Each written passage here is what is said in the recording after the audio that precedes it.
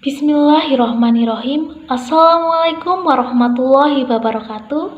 Selamat pagi, salam sejahtera bagi kita semua. Salam, Om Swastiastu, Namo Buddhaya, salam kebajikan.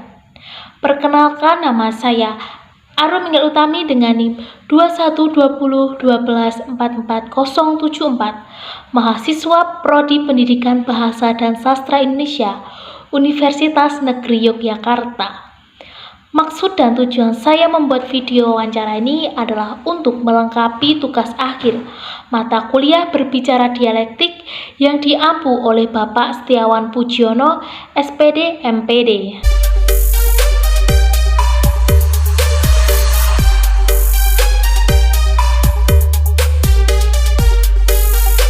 Assalamualaikum warahmatullahi wabarakatuh.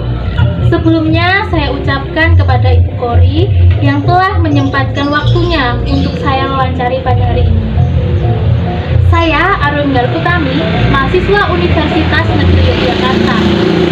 Baik, sebelumnya saya perkenalkan Ibu untuk memperkenalkan diri. Saya Victoria Bidani, bisa dipanggil Ibu Kori. Saya mahasiswa di daerah Bayan. Baik, terima kasih Ibu.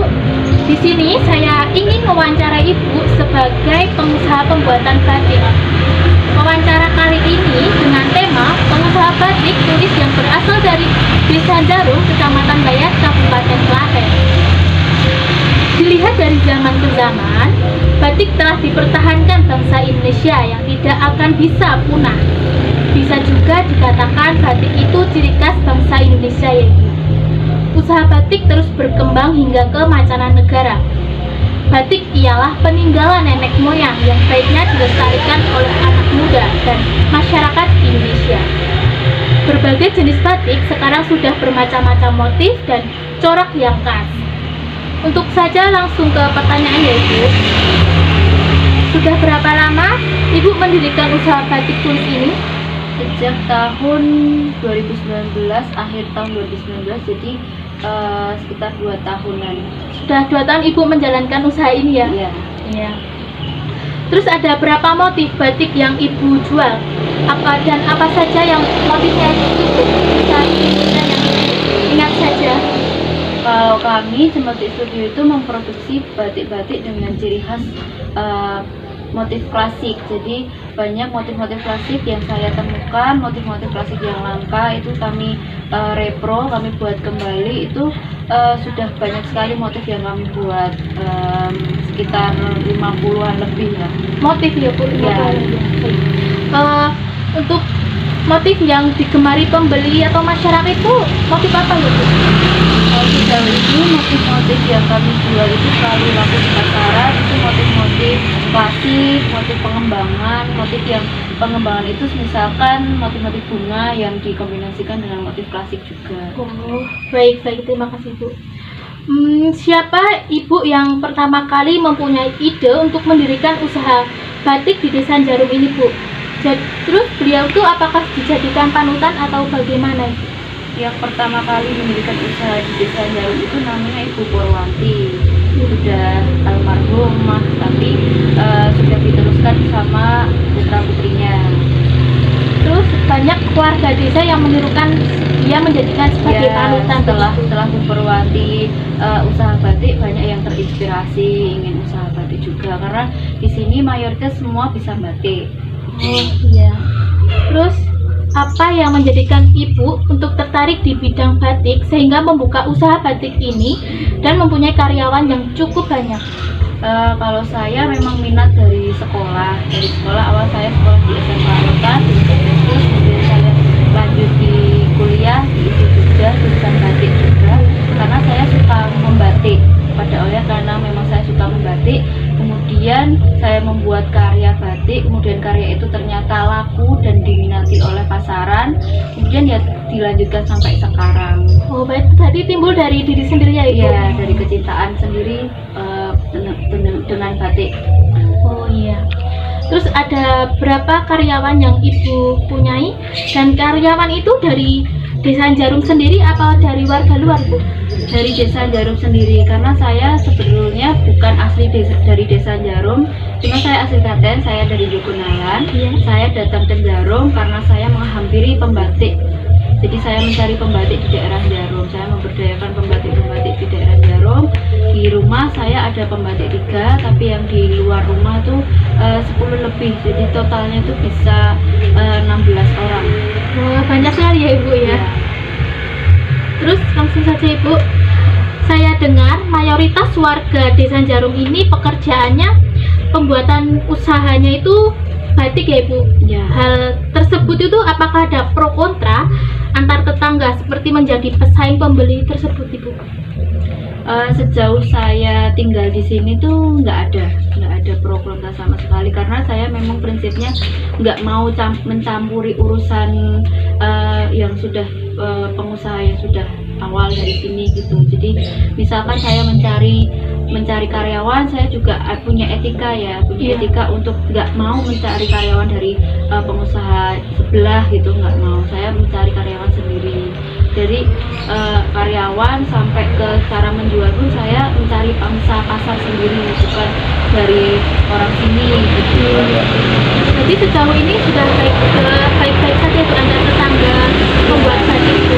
Saja, bahkan banyak yang mau kolaborasi, Belajar bersama gitu. belajar bersama. Kita juga menjual batik bersama, kita mengadakan konsinyasi. Nah, kerja sama gitu ya. Kerja sama. Ya, terima kasih Ibu. Terus bagaimana pemasaran barang yang Ibu itu, apakah menyediakan toko online atau offline gitu Bu? Kita sebagian besar itu di online Mbak, jadi kalau offline pun itu kenalnya di online dulu, karena saya mulainya juga dari online, dari Facebook, kemudian dari Instagram, itu dari online semua. Awal mula saya jualan batik itu dari online, sampai sekarang pun online. Terus kalau misalkan ada yang datang ke rumah, itu kenalnya juga dari online. Berarti di rumah juga melayani ya Bu? Juga melayani. Terus Ibu itu menjualnya melalui sosmed atau sosmed pribadi atau ada khusus untuk penjualan ini Bu? Awalnya sosmed pribadi, tapi sekarang sudah ada Berkembang ya, pribadi sendiri. untuk Untuk bisnis ada. Oh iya. Terus kesulitan apa saja yang Ibu alami dalam proses pembuatan batik tulis? Apakah kesulitan dalam mencari alat atau bahannya begitu Bu? Kalau alat bahan alhamdulillah deket-deket semua. Kesulitannya itu lebih ke prosesnya, karena kan kalau batik kan prosesnya lama ya, batiknya itu lama. Misalkan batik ini kan batiknya nggak terlalu halus, tapi menjadinya tuh bisa 1 bulan gitu. Karena kalau dibawa pulang ke rumah, di sini tuh mayoritas semua nyambi ngomong anak, nyambi pekerjaan rumah, pekerjaan lain pun juga nyambi gitu, kadang jadi sambil-sambil jadi lama. Berarti fleksibel ya Bu cara pengerjaannya itu bisa. Ya, jalannya itu prosesnya lama, jadi kadang stoknya tuh nggak bisa Bu, bisa jelaskan proses pembuatan batik itu dari awal hingga jadi benar-benar kain batik itu bagaimana itu? Dari awal itu kita siapkan kan desainnya. Iya. Misalkan ini motif semen putro, Iya. desainnya di kain, di kertas udah kita blend dengan spidol, kemudian di blat itu menempelkan motifnya ini ke kain yang mau dipakai, jadi kainnya masih putih bersih gitu Iya. ya, kain mori. Oh, Jadi di blat, di kain gambarnya tadi taruh di bawah, kemudian kainnya di atas, kemudian di blat pakai pensil. Iya. Di blat itu. Kemudian kalau kainnya sudah bergambar full semua, ini outline-nya ini sudah digambar full, baru dibatik, dicanting. Iya. Dicanting menggunakan cantil. Nanti cantingnya ada ukurannya sendiri Mbak. Jadi ini luar ini ada kelowongan itu untuk outline yang paling besar. Iya. Nah kemudian nanti ada isen itu isian dalam batik ini. Nanti kalau itu juga pengerjaannya harus step by step itu. Kelowongan dulu, semuanya dikelowongan dulu, baru diiseni. Isen itu juga pakai canting isen yang lebih kecil. Ini namanya diiseni, ini kecil-kecil. Cecekan ini nyeceki, ini cecekan kan titik-titik, ini baru dicecekin. Kemudian kalau sudah sudah selesai semua, baru warna pertama. Warna pertama itu kalau warna klasik, ini kan warna klasik ya, biru sogan ini warna Iya. klasik. Warna klasik itu dimulai dari warna pertama biru kedelan. Birunya tuh biru pekat seperti ini, Iya. biru halus, biru kehitaman. Kemudian dilorot itu dihilangi malamnya, Oh, direbus. iya, iya. Ya, jadi sampai bersih, dilorot, kemudian dibatik lagi, dibatik kedua. Oh, Pembatikan kedua itu disebut bironi. Bironi itu menutup bagian yang mau diwarna biru, yang akan tetap dijaga warna birunya. iya. Kemudian akan tetap diwarna putih. Jadi dibatik lagi bagian yang warna biru tadi sama yang mau diwarna putih. Untuk kemudian diwarna sogan. Oh, iya. Sogan itu coklat kalau dibatik klasik. Oh, coklat. Ya, biru tadi werdelan ini, Iya. nama lainnya di klasik. Kalau coklat itu sogan.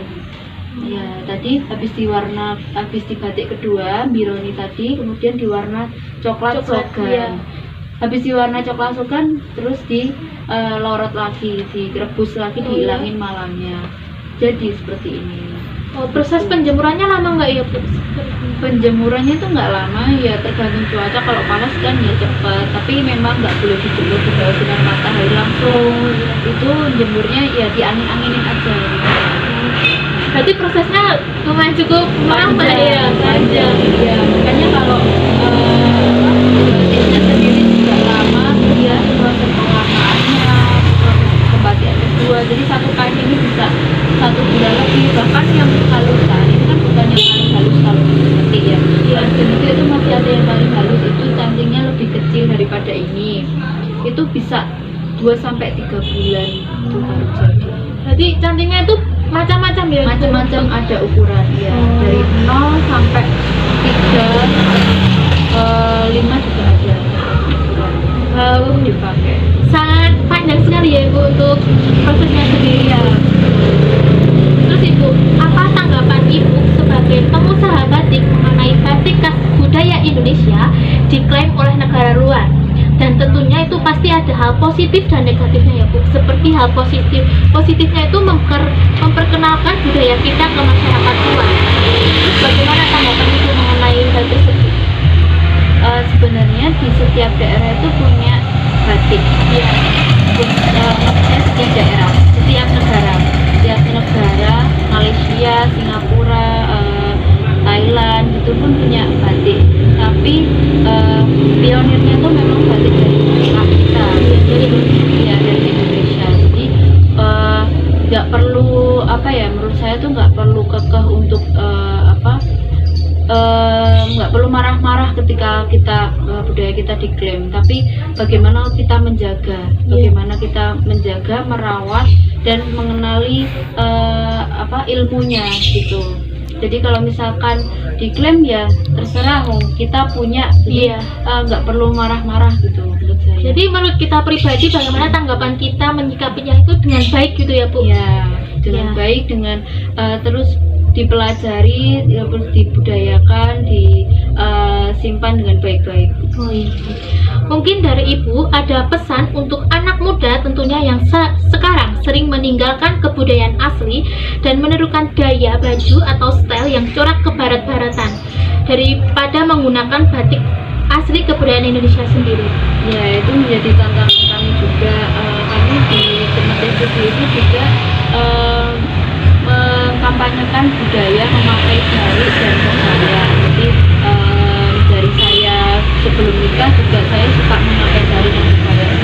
Dan itu jadi tantangan saya juga karena banyak anak-anak muda ataupun teman saya sendiri yang melihat mungkin berkebaya jari itu cuma dipakai di kondangan, di acara resmi, tapi ternyata bisa kok dipakai acara casual, acara main-main gitu. Jadi ya memang itu tantangan kita, bagaimana kita untuk mencontohkan mereka, bagaimana kita untuk menginspirasi mereka bahwa berkebaya, berjari itu bukan patokan itu terus dibilang kuno, dibilang tua gitu, tapi kita juga bisa memunculkan gaya-gaya yang trendy melalui pemakaian jari.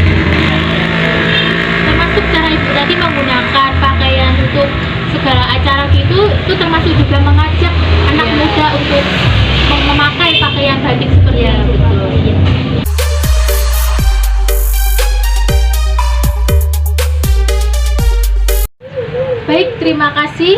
atas jawaban yang Ibu berikan kepada saya.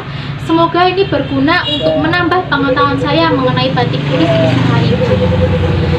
Semoga apa yang sudah Ibu bangun, usahanya dari nol sampai sekarang, semoga sukses terus untuk usaha Ibu. Amin. Apabila dari wawancara berlangsung tadi saya ada kesalahan kata maupun perbuatan saya, mohon maaf. Baik, saya ucapkan terima kasih sekali lagi kepada Ibu Kori. Sekian dari saya. Wassalamualaikum warahmatullahi wabarakatuh.